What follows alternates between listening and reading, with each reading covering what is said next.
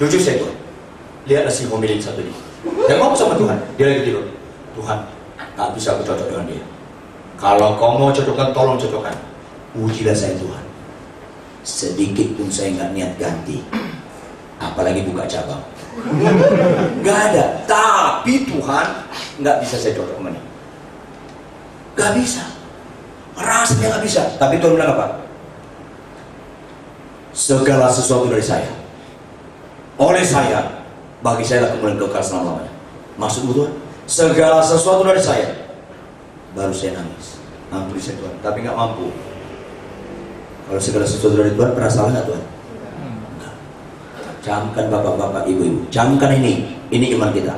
Siapapun istrimu, siapapun suamimu, sampai kapanpun nggak pernah salah pilih. Catat itu. Waduh, gak gampang. Tuhan bilang apa?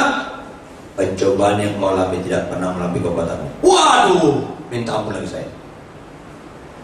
Kalau saya nggak sanggup berarti menganggap Tuhan pembohong. Seolah pencobaan saya itu berat. Tidak. Mulai saya belajar dengan iman. Tuhan bilang apa? Supaya istrimu berubah, kau harus lebih berubah lagi. Supaya orang tahu jalan, sentermu gede lagi cahayanya. Bukan jalannya yang kau salahkan, sentermu gede lagi. Aduh Tuhan. Itu saya mulai belajar. Gak gampang. Pernah istri saya tidur, saya nangis. Latar belakang saya sadis dan paling benci nangis. Karena itu dianggap cermin banci. Tapi setelah ikut Tuhan Yesus, saya gak bisa nangis begitu mudah. Tuhan, tolonglah istri saya Tuhan. Dia punya peraturan lebih ketat dari hukum Taurat. Wah, saya jujur. Kami pernah masuk restoran kalau nggak salah 5 kali keluar. Karena setiap masuk restoran saya duduk dulu. Dia beragak permisi sama mbaknya, mbak mana WC? Sebenarnya dia bukan ke WC. Dia ke kamar kecil sebentar terus dia cari air cucian piring. Kalau kotor dia colek saya, Pak pindah Pak. Wah, aku lapar Pak, pindah. Lapar, pindah. Aduh, pindah. Karena tergantung saya panas. Dikirim oleh lukis istri begini, kan cocok banget kan? Cocok banget. Waduh, Tuhan bilang apa? Makin saya berubah, bukan makin muda, makin mengada-ngada. Catat baik kata Tuhan apa? Kalau ada masalahmu tabur, berikutnya apa? Berjalan maju. Kalau makin sulit rumah tanggamu, makin setia jawabnya, bukan cerai. Itu tipe iblis. Makin maju dan makin setia, makin aneh dia, makin baik kau. Itu yang benar. Saya tanya dia, kalau petani sawah menabur benih, maju atau mundur? Mundur. Kayak saya khotbah di Singapura, maju katanya. Ya terang aja lu gak punya sawah, gak ngerti lu. Mana sawah? Masa nabur gini nih? Kan mundur dong, masa gini? Ya rusak, masa nabur sekalian ngebajak. Ya mati dong. Tapi dalam kekristenan maju terus. Makin sulit suamimu, makin maju. Makin sulit istrimu, makin maju rohanimu. Itu yang benar. Jangan ketipu. Udah, biar lu masuk neraka lu. Jangan. 9 tahun perkawinan, bukan dekat loh. 9 tahun pernikahan kami dulu, baru terjadi revival yang luar biasa. Sekitar jam 11 malam, kayak jam gini saya pulang ke rumah sampai jam 11 malam. Itu baru hujan gede, kebiasaan saya bangunkan istri saya, kami berdoa bersyukur. Firman Tuhan boleh diberitakan. Selesai berdoa, rupanya rumah kami udah diketok. Ada yang datang, pasti penting. Kami keluar, kami buka pintu rumah kami. Di depan kami ada suami istri dengan anaknya umur 2 tahun, nggak mau digendong, jalan kaki mereka. Mereka ini orang sangat sederhana, kalau nggak boleh saya bilang sangat miskin. Tinggal di perkampungan, bukan di komplek perumahan kami Cinere. Di perkampungan, kalau mereka habis hujan jalan masuk ke komplek kami sampai di rumah kami, sendal jepitnya segini jadi segini. Mujizat tanah merah. Begitu saya buka pintu saya lihat jemaat saya, istri saya lihat sendal mereka, kaget dia. Saya lihat, waduh belepetan. Jangan ngomong dari gerbang sampai pintu utama belepetan tanah merah. Dia bingung dulu. Dalam hati saya, teruskan Tuhan. Begitu saya silakan masuk, rupanya tanah merah itu sudah melingkar di kaki mereka. Dibuka pun sendalnya, mereka masuk 3 pasang kaki Mula Warman masuk. Panik sekali istri saya. Dia panik sekali dalam hati saya. Teruskan Tuhan. Biar dia tahu rasa dalam hati saya itu. Ketika mereka ngobrol-ngobrol sama kami, rupanya besok anak mereka 2 orang mau dikeluarkan dari sekolah karena masing-masing 4 bulan gak bayaran. Istri saya sangat senang menolong orang, tapi dia tetap pikirannya kepada becek itu. Ketika ngobrol-ngobrol sebentar, hampir jam 12 malam, anaknya umur 2 tahun mulai ngantuk dan rewel. Tapi ibu ini dengan ringan sambil ngobrol, iya pak, iya bu. Terus gitu, dipegangnya anaknya, didirikan di jok kursi. Jok kursinya terbuat dari kain, krem warnanya, mujizatnya.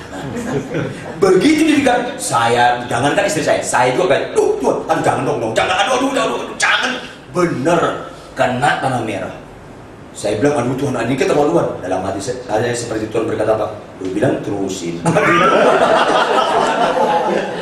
Yang gini sih jangan dong. Apa yang terjadi? Anak ini begitu nginjak empuk, dia lompat-lompat.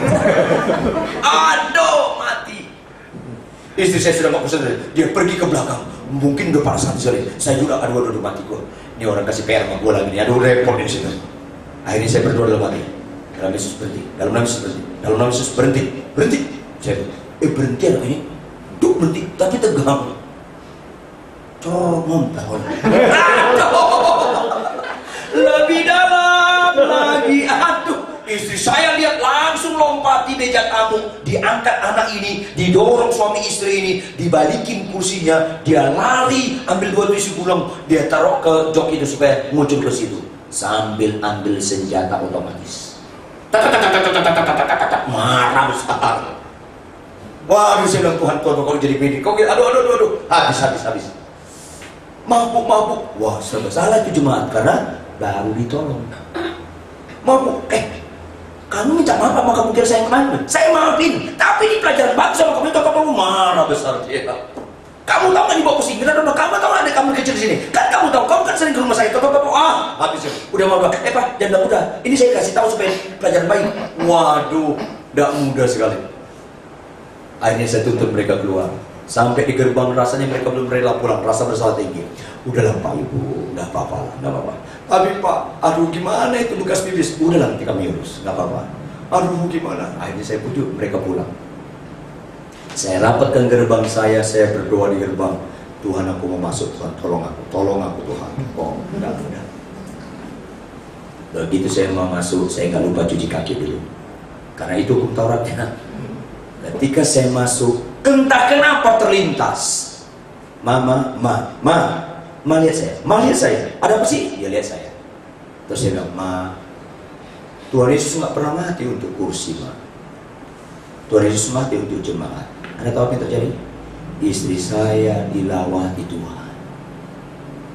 Nangis dia, meledak nangisnya. Seraya minta ampun. Tuhan, ampuni saya Tuhan. Begitu hebat.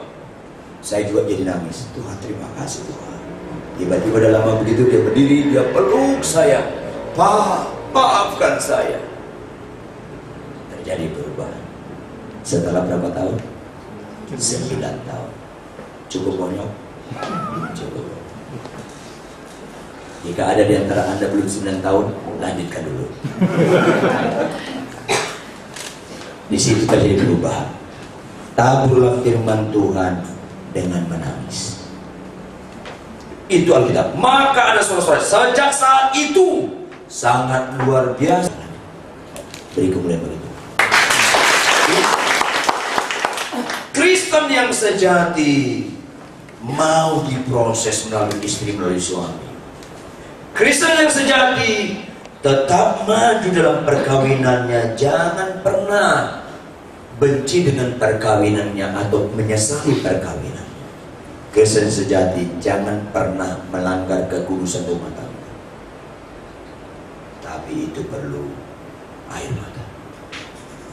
Bukan air mata karena dosa, tapi air mata karena mau menyesuaikan kehidupan Kristus. Nyata tercetak dalam diri kita. Itu tidak mudah. Tahun ini saya 27 tahun melayani Tuhan. Itu tidak segampang diucapkan. Itu melalui proses. Karena kekristenan itu bukan sekedar mendoakan orang sakit sembuh, bukan sekedar khotbah bagus, tapi kekristenan itu adalah kehidupan. Rohani di mimbar, rohani jalan raya, rohani kepada orang baik, rohani kepada orang jahat. Saya tanya kalian, kalau ada satu gelas jeruk manis satu gelas, diminum orang baik manis gak? Diminum orang jahat manis gak? Karena hakikatnya manis. Orang Kristen sejati sama orang yang suka muji dia baik, sama orang yang sangat menfitnah dia dan menyakiti dia tetap baik, karena hakikatnya dia baik. Itu Kristen. Tapi itu tidak segampang dikotbahkan, Bapak Ibu. Itu perjuangan. Dan tidak sedikit air mata. Mari kita uji, rohani nggak kita di rumah tangga kita. Jangan pernah puas kalau kita dipuji orang. Maafkan saya, kalau Anda puji saya rasanya dalam hati saya, lu nggak kenal saya. Tapi kalau si homilin yang muji saya, pasti saya nggak injak tanah lagi, karena saya pakai sepatu. Artinya, tanyalah rohani saya sama si homilin. Yang kedua, tanya sama anak saya yang dua, si Aseng Huta Barat dengan si Amoy Huta Barat. Tanya sama mereka, benar nggak saya? Sama orang lain bisa saya bohongin, tapi keluarga nggak mungkin. Iya, jangan pernah merasa berhasil dipuji orang, karena kekristenan sejati dimulai dalam rumah tangga. Dan itu perlu perjuangan, karena tidak ada orang menikah langsung cocok. Makanya lembaga pertama Tuhan ciptakan bukan lembaga gereja, tapi lembaga perkawinan Adam dan Hawa. Karena di situ keaslian. Ya, makanya ayat 1 apa katanya? Mazmur 126 ayat 1. Ketika Tuhan memulihkan keadaan Sion, keadaan kita seperti orang-orang yang bermimpi. Kayak mimpi. Kalau istri saya tidur, saya bisa berlutut dekat dia.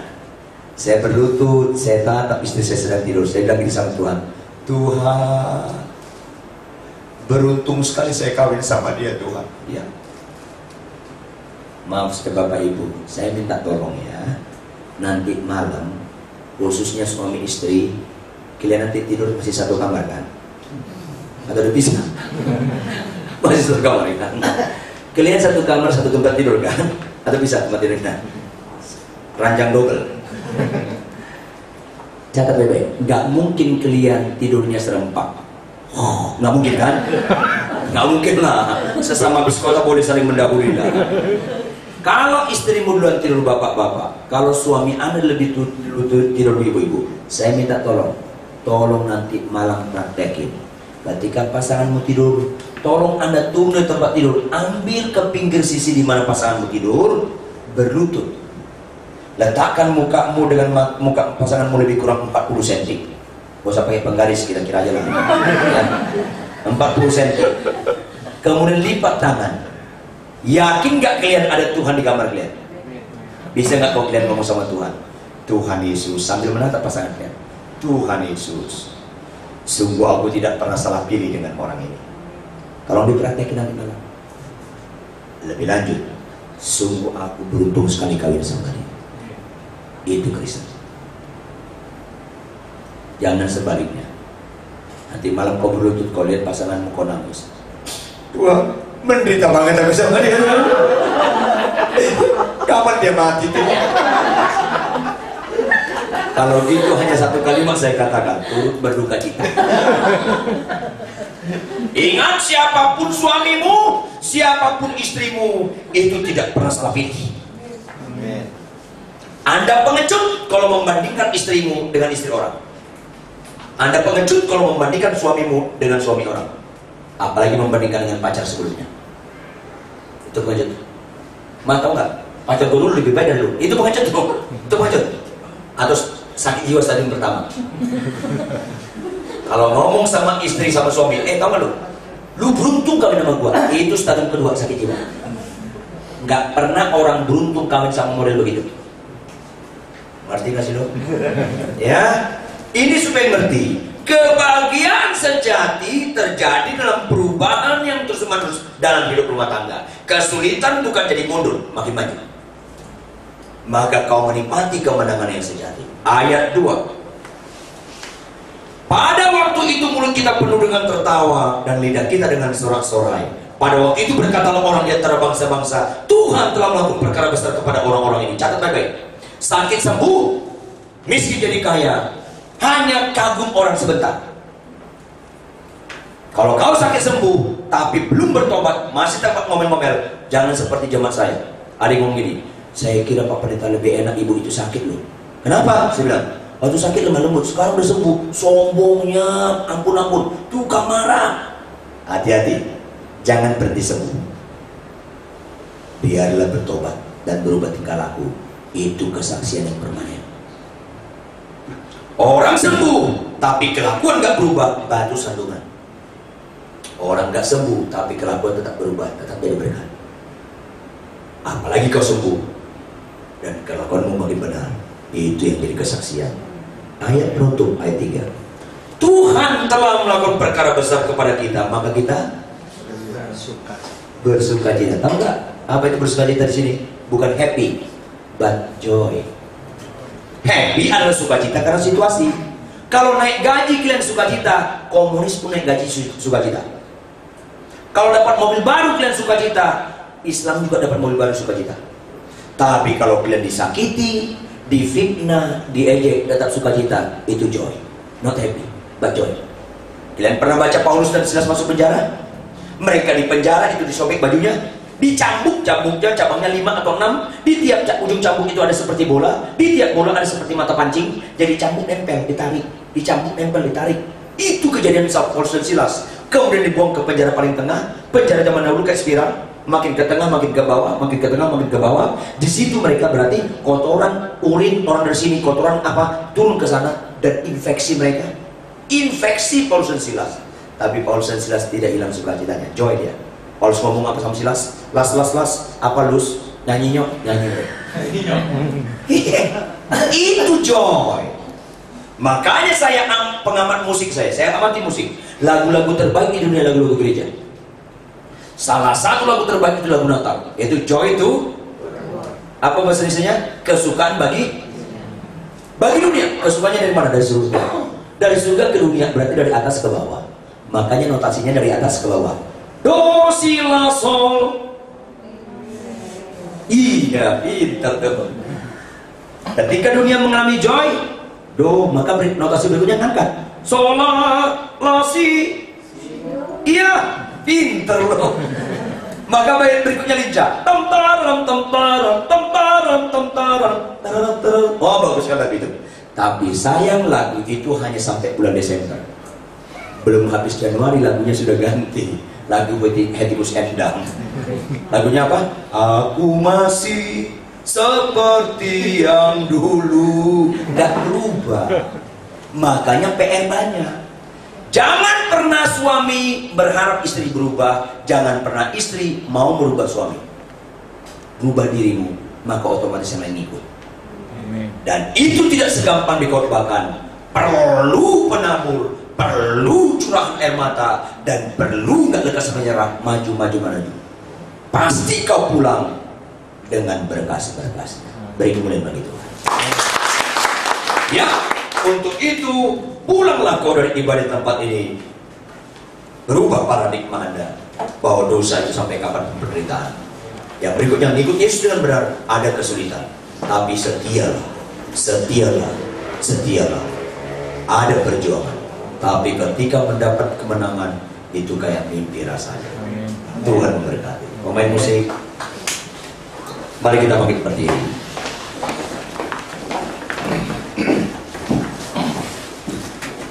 Selidiki aku, lihat hatiku.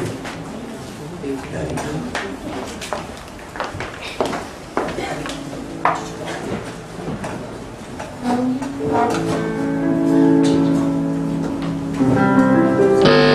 selidiki aku, lihat hatiku. Apakah aku sungguh mengasihimu, Yesus? Maha tahu dan menilai hidupku. Tak ada yang tersembunyi bagiku. Selidiki aku, lihat hatiku, apakah ku sungguh mengasihi. Yesus, Kau yang Maha tahu dan menilai hidupku. Tak ada yang tersembunyi bagiku.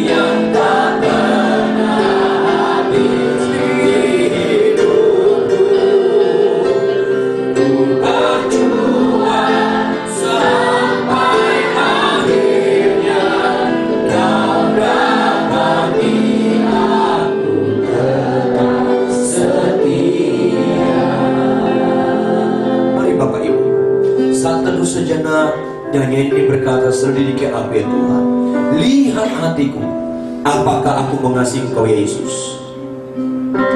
Dia Maha tahu, Dia melihat hati kita yang paling dalam.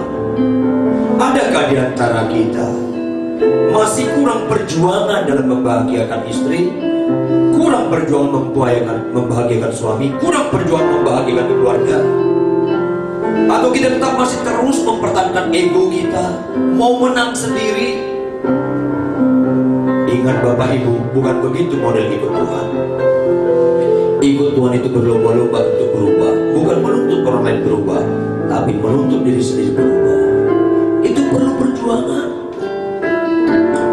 Untuk menjadi setia itu perlu perjuangan. Tidak sekedar pintar menyanyi, bukan sekedar pintar berdoa dan baca Alkitab.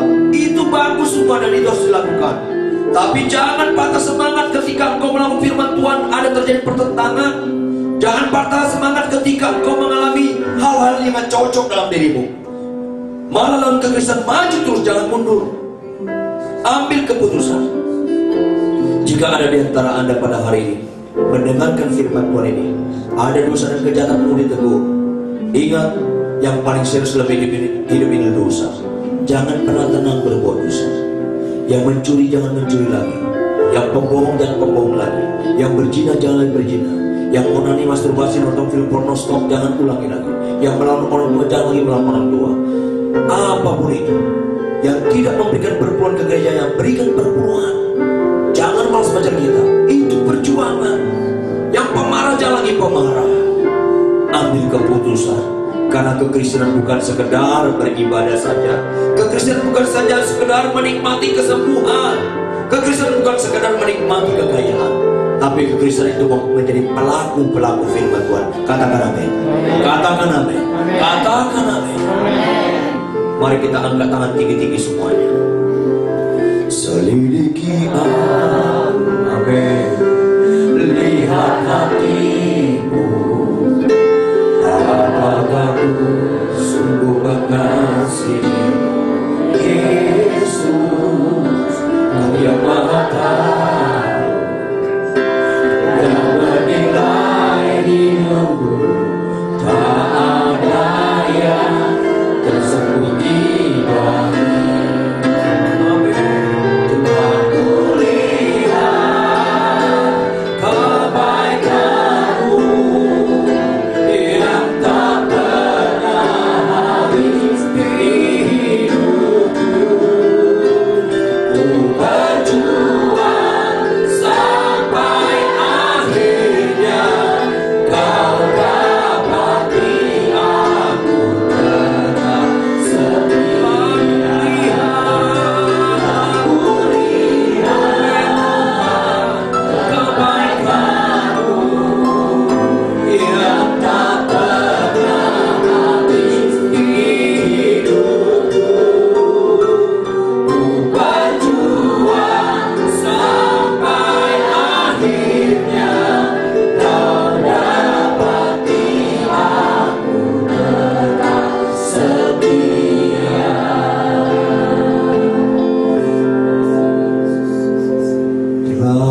kulihat, amin, kebaikan-Mu yang tak pernah habis di hidupku.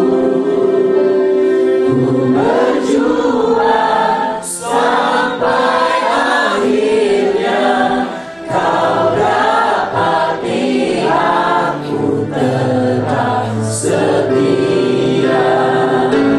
Telah kulihat kebaikan-Mu yang tak pernah habis di hidupku. Ku berjuang sampai akhirnya, Kau dapati aku tetap setia.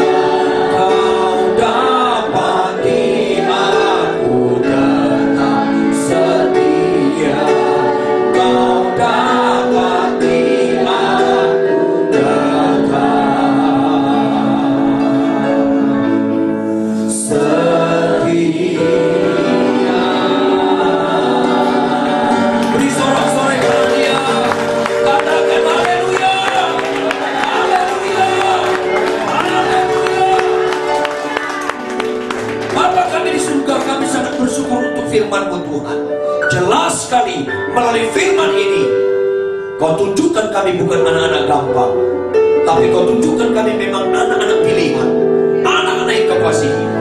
Walaupun konsekuensi logisnya, anak-anak yang Kau kasihi tidak pernah Kau kenakan target yang rendah, target yang terbaik Kau kenakan atas kami.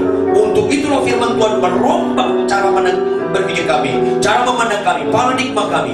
Dalam nama Yesus, rombak kami Tuhan. Yang paling serius dalam hidup ini bukan penyakit, tapi dosa. Oleh karena itu jemaat-Mu di tempat ini berani memilih tidak lagi main-main dalam dosa, karena itu sangat-sangat menyakitkan. Oleh karena itu Tuhan, follow up mereka untuk menjaga kekudusan. Begitu juga dalam kehidupan mereka Tuhan. Jangan mereka sekedar rohani di luar, tapi biarlah mereka terapkan kerohanian di rumah. Walaupun kadang-kadang istri menjengkelkan, suami menjengkelkan, anak menjengkelkan, bahkan mungkin kadang-kadang orang tua menjengkelkan, biarlah kami tetap maju terus sambil menabur air mata, menabur pedih sambil mencurahkan air mata. Biar terjadi perubahan-perubahan lebih dahulu, bukan terhadap pasangan kami, tapi diri kami Tuhan. Sehingga jemaat-Mu di tempat ini pulang dengan sorak-sorai.